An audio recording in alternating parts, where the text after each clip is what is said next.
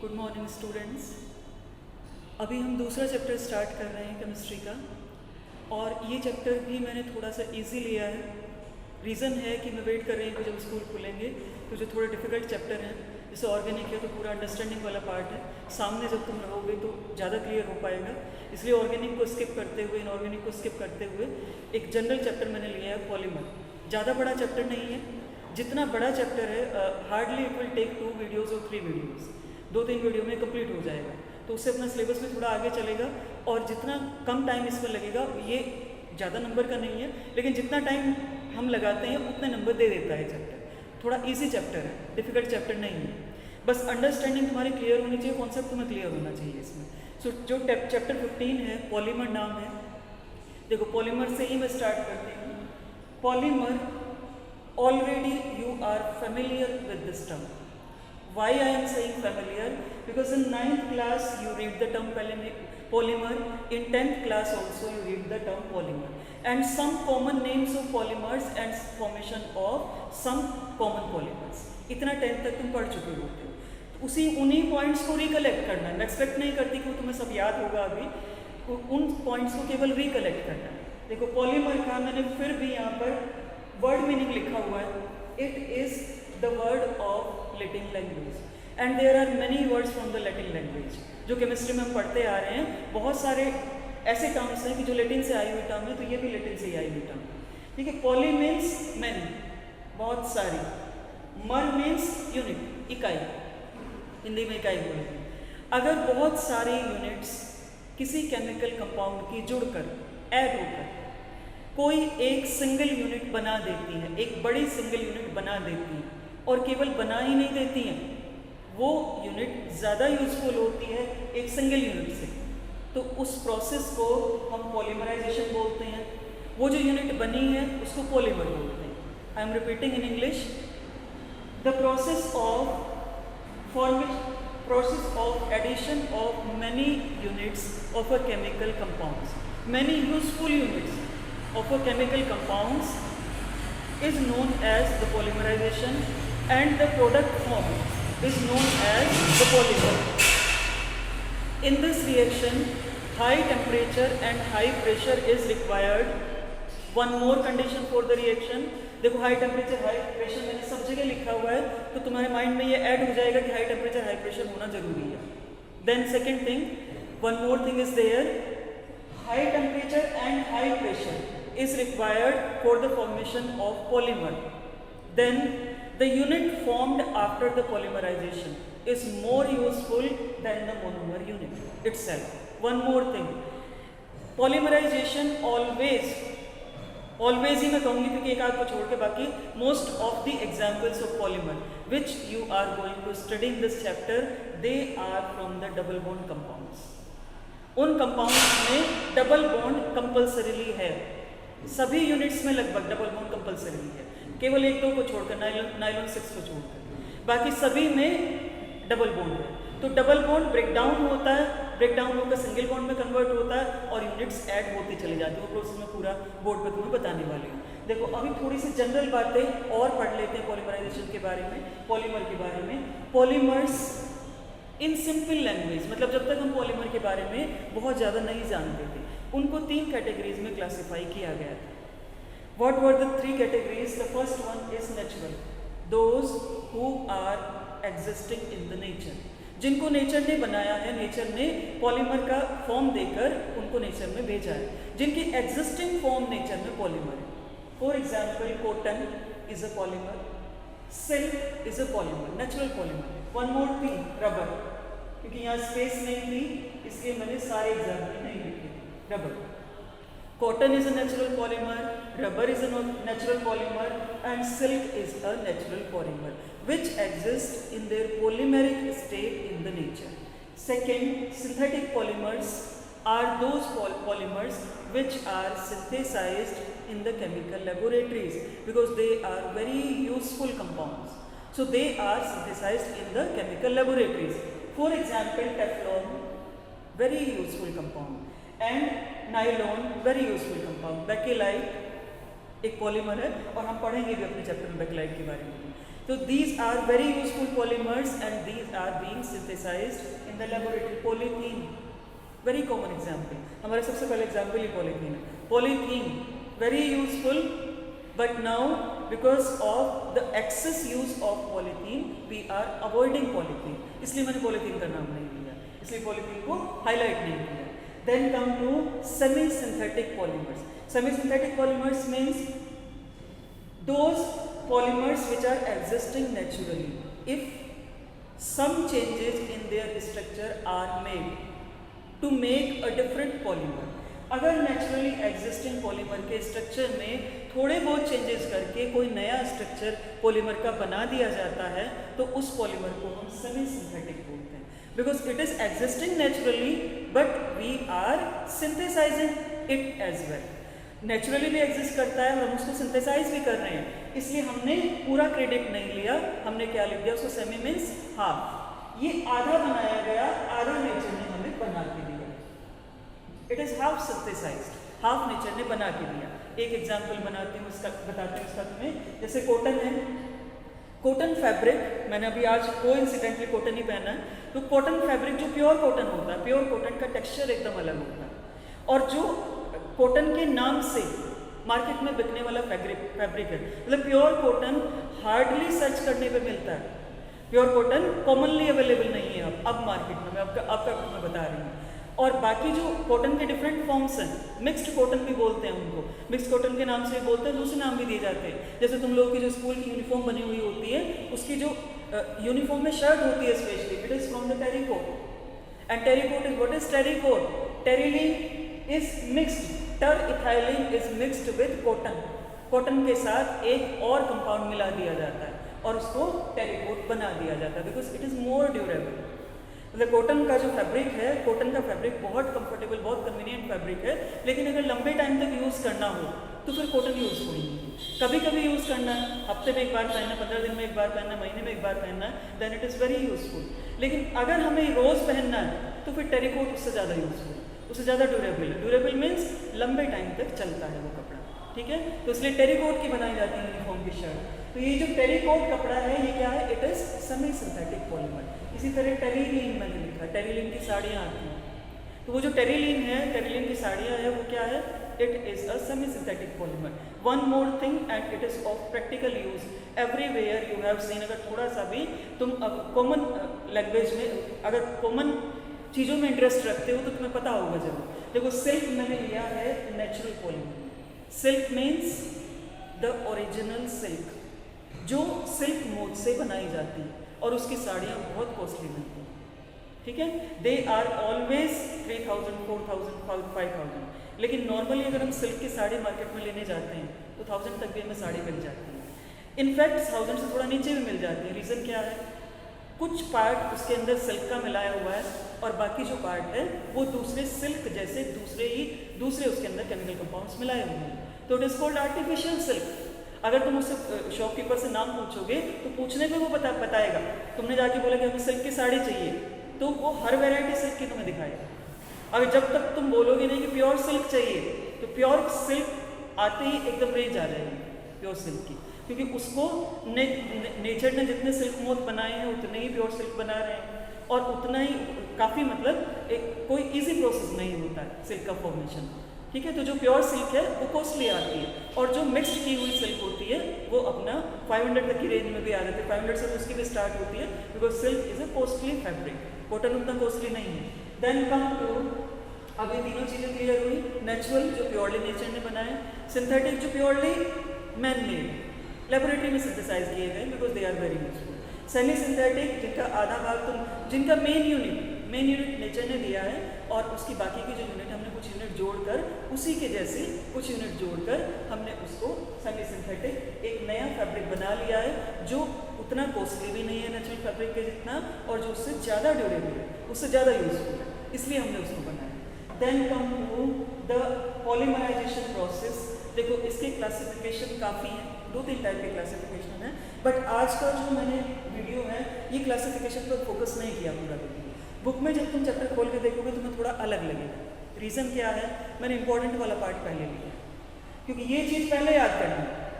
How to make a polymer, what is the name of the monomer unit and what is the name of the polymer unit. कितने common polymer हैं जो हमें chapter में पढ़ने हैं, वो मैंने पहले ले लिया। ठीक है, तो क्लासिफिकेशन को बीच बीच में बताती रहूँगी और सबसे लास्ट में जो अपना लास्ट वाला वीडियो होगा उसमें पूरा कंप्लीट अगर बच रह जाता है तो वो पूरा क्लासिफिकेशन आ जाएगा। बिल्कुल सिंपल क्लासिफिकेशन, कुछ भी चेंज नहीं है क्लासिफिकेशन, कुछ भी डिफरेंट नहीं है, कुछ भी ऐसा नहीं कि तुम्हें याद नहीं रहेगा। हाँ, एक क्लासिफिकेशन मुझे जरूरी लगा इससे पहले बताना, वो मैंने यहाँ पर लिख दिया। Depending on the type of units, type of chemical compounds which are utilized in making the polymer. पहला क्लासिफिकेशन मैंने यहाँ लिखा है homopolymerization and copolymerization. Homopolymer and copolymer. Homopolymerization is the name of process, copolymerization is the name of process, homopolymer is the type of polymer, copolymer is the type of polymer। ठीक है, homopolymer और copolymer क्या होते हैं, मैंने होमो और को word polymer का मैं यहाँ पर डिफरेंशिएशन कर चुकी हूँ। अब मैंने होमो और को इन दोनों को डिफरेंशिएट किया। Homo is the polymer which contains similar kind of units, और सिमिलर वर्ड भी मैं नहीं यूज करती, सेम काइंड ऑफ यूनिट, क्योंकि सिमिलर में एक जैसी आ जाती है और सेम में एग्जैक्टली द सेम, एक ही यूनिट होती है। ठीक है, तो जो सेम काइंड के यूनिट के बने हुए होते हैं उनको हम होमोपॉलीमर बोलते हैं, और जो एक से ज़्यादा यूनिट से मिलकर बनते हैं उनको कोपॉलीमर। साझेदारी जरूरी है, कोऑपरेशन जरूरी है, टुगेदरनेस जरूरी है। ठीक है, तो वो जो टुगेदरनेस से बनते हैं, कोऑपरेशन से बनते हैं पॉलीमर्स, उनको कोपॉलीमर बोलते हैं। और जो एक ही जैसे यूनिट से बन जाते हैं, अगर हमने एनवायरमेंटल कंडीशंस चेंज कर दी, एक ही जैसे यूनिट से बन जाते हैं, तो उनको हम होमोपॉलीमर बोलते हैं। देखो, होमोपॉलीमर में मैंने सबसे पहला एग्जाम्पल लिखा है polythene, because it is easy to study the formation of polythene. Then copolymer में मैंने एग्जाम्पल लिखा है nylon 66 and many more are there. Nylon 66 के साथ साथ बहुत सारे, पॉलिएस्टर भी एक कोपॉलीमर है, और भी बैकेलाइट भी एक कोपॉलीमर है, मैंने कोपॉलीमर्स आर। अब सीक्वेंस में इन सभी को पढ़ेंगे क्योंकि यही हमारा पार्ट इंपॉर्टेंट है। ठीक है, ये तो तुम याद कर लोगे होमोपॉलीमर का मतलब क्या है, कोपॉलीमर का मतलब क्या है, लेकिन इनको समझना चाहिए। देखो, सबसे पहले आते हैं polythene. Ethene is the monomer unit. यहाँ देखो, ethene is the monomer unit. अब इथीन का मैं थोड़ा सा डिफरेंशिएशन करना चाहती हूँ कि हुआ क्या है। ये CH2 डबल बॉन्ड CH2 अपनी इथीन की, हर एक कार्बन को दो हाइड्रोजन बॉन्ड मिल गए थे, हाइड्रोजन के साथ बॉन्डिंग हो गई थी, एक बॉन्ड नहीं हो पाया था तो आपस में दोनों को डबल बॉन्ड बनाना पड़ा था। अब जब टेम्परेचर हमने हाई रखा, प्रेशर हमने हाई रखा, मजबूरी में ये बॉन्ड टूट जाता है, ये दोनों के बीच का बॉन्ड यहाँ से खत्म हो जाएगा। खत्म होने के बाद देखो, इस कार्बन की भी एक वैलेंसी फ्री हुई, इस कार्बन की भी एक वैलेंसी फ्री हुई, ये वैलेंसी फ्री हुई इस कार्बन की, ये वैलेंसी फ्री हुई इस कार्बन की, दोनों की एक वैलेंसी फ्री हो गई, क्योंकि यहाँ पर बहुत सारी इथीन की यूनिट हमने रखी होगी। N is the number of units, many units, क्योंकि अगर एक दो होती तो हम यहाँ नंबर लिखते, अगर एक होती तो CH2 लिख के छोड़ देते, दो होते तो 2 लिखते, 3 लिखते, 4 लिखते, 4, 5, 10 तक भी तुमने लिखा हुआ देखा, लेकिन उससे भी ज़्यादा there are many more units, more than 60, more than 100, more than 80। ठीक है, तो ये जो यूनिट्स यहाँ रखी हुई हैं, देखो यहाँ पर दूसरी यूनिट आई CH2, उसके साथ भी ये हुई, because it is also subjected to the high temperature and high pressure, उसके साथ भी वही हुआ, टूट गया। अच्छा, अब क्या होगा, इसकी भी एक वैलेंसी फ्री है, इसकी भी एक वैलेंसी फ्री है, इसकी भी एक वैलेंसी। क्या होगा, जो पास वाले यूनिट्स होंगे वो अपनी वैलेंसी को जोड़ लेंगे, ये इसकी वैलेंसी जुड़ गई। इस तरह एक इथीन दूसरी इथीन से जुड़ती चली जाती है, बीच में डबल बॉन्ड नहीं रहेगा और दूसरी यूनिट उसमें ऐड ऑन होती चली जाएगी। इसलिए हमने एक बेसिक स्ट्रक्चर बना के CH2 हर एक यूनिट का एक बेसिक स्ट्रक्चर आ गया, वो बेसिक स्ट्रक्चर बना के दोनों की एक एक वैलेंसी को फ्री छोड़ के होल N लिख दिया। होल N का मतलब इस तरफ भी एडिशन होगा CH2 का, इस तरफ भी एडिशन होगा CH2। ठीक है, and this is called polymerization of ethene which takes place at high temperature and high pressure। दो चीज़ें हमें स्पेसिफिकली यहाँ याद रखनी है, क्योंकि टेम्परेचर और प्रेशर तुम्हें सब केस में याद रखने की जरूरत नहीं है, कोई किसी एक आध केस में अगर रिक्वायर्ड हुआ तो मैं स्पेसिफाई कर दूँगी इसमें तुम्हें याद रखना है only high temperature high pressure, और या सीधे लिखो पॉलीमराइजेशन, बाद में मैंने वही लिखा है पॉलीमराइजेशन, बिकॉज पॉलीमराइजेशन होता ही हाई टेम्परेचर हाई प्रेशर पे। हमें दो चीज़ें याद रखनी है। मोनोमर यूनिट क्या है, पॉलीमर बनने वाला जो है उसका नाम क्या है, ये दो चीज़ें हमें याद होनी चाहिए। तो पॉलीथीन तो मैंने यहाँ लिखा पॉलीमर का नाम, ethene is the monomer unit, ठीक है। Now come to the next, that is Teflon. Teflon क्या है, हाइड्रोजन की जगह इथीन में फ्लोरीन आ गया, इसीलिए इसके मैंने जस्ट नीचे इसको लिखा कि तुम्हें ये याद रह जाएगा कि हमने चेंज क्या किया है, हाइड्रोजन की जगह फ्लोरीन, दोनों जगह फ्लोरीन आ गई, ठीक है। वही सेम प्रोसेस होगा और उस सेम प्रोसेस में इसी तरह से यूनिट्स यूनाइट होंगी, यूनाइट होकर वो क्या बनाएंगे, पॉलीटेट्राफ्लोरोइथीन। इसको लिखने की जरूरत क्या थी जब मैंने टेफ्लॉन इसको नाम दे दिया, क्योंकि वो एग्जाम में तुमसे 1 नंबर के क्वेश्चन में इसका फुल फॉर्म भी पूछ सकते हैं, because Teflon is the common name, Teflon is the common name and polytetrafluoroethene is the name of the polymer, actual name of the polymer, इसलिए इसको भी पता होना जरूरी है। तो मैंने वही लिखा, इसको ब्रैकेट में लिखा टेफ्लॉन को, क्योंकि Teflon is the common name, commercial name, जिस नाम से मार्केट में इस पॉलीमर को बेचा जाता है, ये इसका कमर्शियल नेम है। उसके बाद आगे होता है तीसरे पॉलीमर की तरफ देखो, CH2 डबल बॉन्ड CHCl, ये थोड़ा अलग है तो मैं इसका स्ट्रक्चर इधर बना देता हूँ, CH2 double bond CH and साथ में CN लगाया, ये CN मैंने यहाँ लगाया, देखो कहाँ बच्चे कंफ्यूज होते हैं, CN मैंने यहाँ लगाया, जरूरी नहीं कि वो वहाँ लगा हुआ हो, it may be in this side, ऐसे भी लिखा हो सकता है, and it may be written in this side, see ऐसे भी लिखा हो सकता है, वो कैसे भी लिखा हो मतलब उसका वही, ठीक है क्या, इसका नाम क्या है, it is acrylonitrile, nitrile is the name of this group, इस ग्रुप का नाम नाइट्रिल, ठीक है, एंड इस ग्रुप का नाम एक्राइलिक ग्रुप, एक्राइलोनाइट्रिल। अब होगा क्या, होना तो यही है जो मैंने तुम्हें स्टार्टिंग में समझा दिया, क्योंकि डबल बॉन्ड वाले कंपाउंड है, नीचे तक हमने डबल बॉन्ड वाले कंपाउंड है, आगे पहले मैं सारा डबल बॉन्ड वाले ही लूंगी, उसके बाद ही जाके दूसरे लूंगी, कि जिनमें कंडेंसेशन होता है, कोई मॉलिक्यूल निकलता है, उनको सबसे बाद में लूंगी।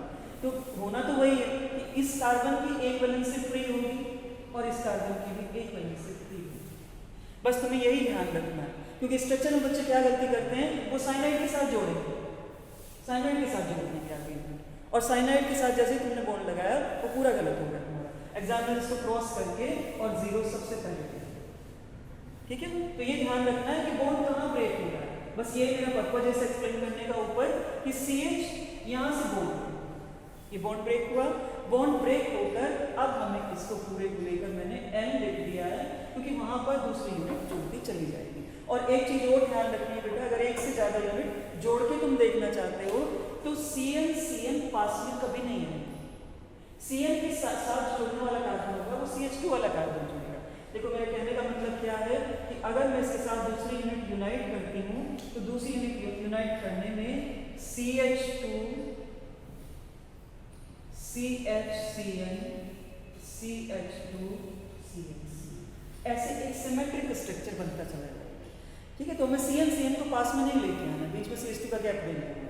So this is the structure of the polyacrylonitrile and it is also very useful polymer. Common language में शॉर्ट फॉर्म में इसको पेन बोला जाता है, पूरा नाम polyacrylonitrile. Then come to the next one, rubber, जिसको नेचुरल रबर भी बोलते हैं।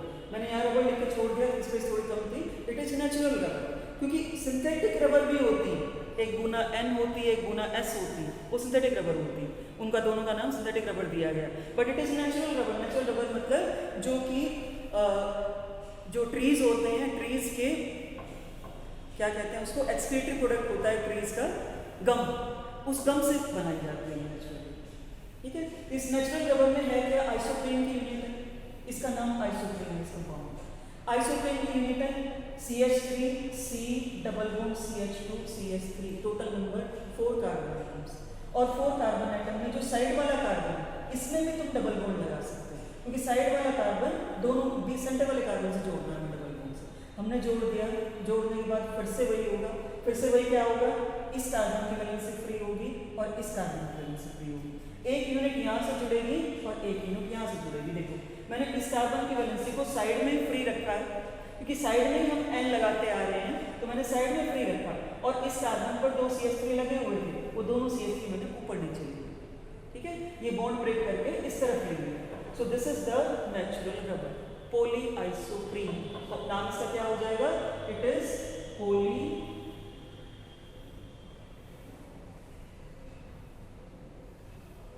आइसोप्रीन और नेचुरल रबर। अब एक और पॉलीमर के बारे में तुम्हें बता रही हूँ जो मैं एग्जाम्पल लिख चुके हैं बोर्ड पर, that is nylon 66, very very important. Nylon के दो पॉलीमर है, नायलॉन 6 एंड नायलॉन 66, इसलिए मैं पहले नायलॉन 66 को बता के और सबसे लास्ट में नायलॉन 6 को लूँगी। तो नायलॉन 66 पहले पढ़ना,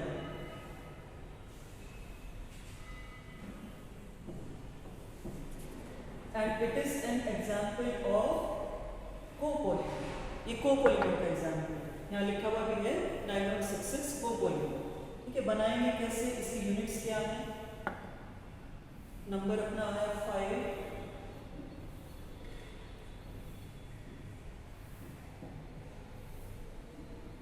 नायलॉन 66। ठीक है, नायलॉन 66 में 2 बार 6 आया। What is the reason behind this कि 2 बार 6 आया? Because it is a copolymer, 2 units, 2 monomer units of 6 carbon each। हर एक में 6 कार्बन होते हैं, 2 यूनिट हैं और दोनों यूनिट में 6 कार्बन प्रेजेंट होते हैं। अब देखो वो 2 यूनिट कौन सी हैं, उनका नाम क्या है दोनों यूनिट्स का, और उनका स्ट्रक्चर क्या है। देखो सबसे पहले आते हैं CH2 whole 4 C double bond O OH, C double bond O OH, COOH। अगर तुम्हें याद आता है, रिमाइंड हो रहा है पिछले साल का थोड़ा बहुत, it is carboxylic acid group. ठीक है, 2 कार्बोक्सिलिक एसिड ग्रुप लगे हुए हैं, इसका मतलब डाइओइक एसिड। ठीक है, और बीच में अपने पास CH2 whole 4 है। इन टोटल कार्बन नंबर है 6, 4, 5 and 6। This is why 6 is taken. ठीक है, इस नाम इसका क्या है? Adipic acid, it is adipic acid.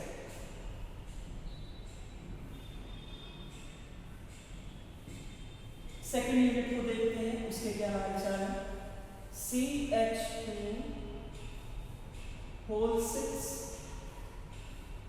NH2 NH और एक H भी यहाँ H2, दोनों साइड में NH2।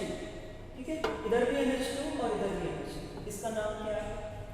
अगेन 6 कार्बन एटम, ये तो नाइट्रोजन एटम है, हेक्सामिथाइलिन डाइअमीन, ये इसका नाम है, हेक्सामिथाइलिन डाइअमीन। ठीक है, अच्छा अब इसमें होगा क्या? देखो क्योंकि ये कोपॉलीमर है, 2 अलग अलग केमिकल कंपाउंड्स जुड़ रहे हैं, तो 2 अलग अलग केमिकल कंपाउंड्स का जो कॉम्बिनेशन होता है वो जनरली इजी नहीं होता, इजी गोइंग नहीं होता, उसमें कोई छोटा मॉलिक्यूल बाहर निकल जाता है। तो यहाँ पर भी एक छोटा मॉलिक्यूल बाहर निकल जाएगा, ये OH और ये H मिलकर वाटर की फॉर्म में बाहर निकल जाएंगे और ये कार्बन इस नाइट्रोजन से जुड़ जाएगा। ठीक है, यही हमारा मॉलिक्यूल। अब इसकी मैं यूनिट लिख, इसका स्ट्रक्चर यहाँ लिख रही हूँ।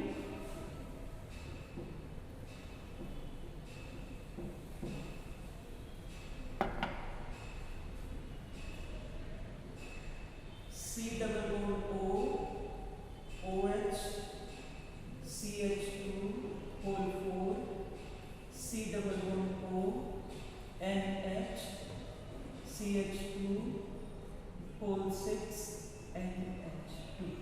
ठीक है, and this is nylon 6 carbon 6 carbon। This is why the name nylon 6 is given। ठीक है, जो तुम सॉक्स पहनते हो शूज़ के साथ, वेरी वेरी इंपॉर्टेंट है तुम्हारे लिए, वो इसी के बने हुए nylon 6। ठीक है, अब जो बाकी के पॉलीमर्स हैं वो हम नेक्स्ट वीडियो में स्टडी करेंगे और अपना चैप्टर या तो कल खत्म हो जाएगा और नहीं तो नेक्स्ट वीडियो, मतलब टोटल मिला के 3 वीडियोज़ में तो कंफर्म पूरा हो ही जाएगा।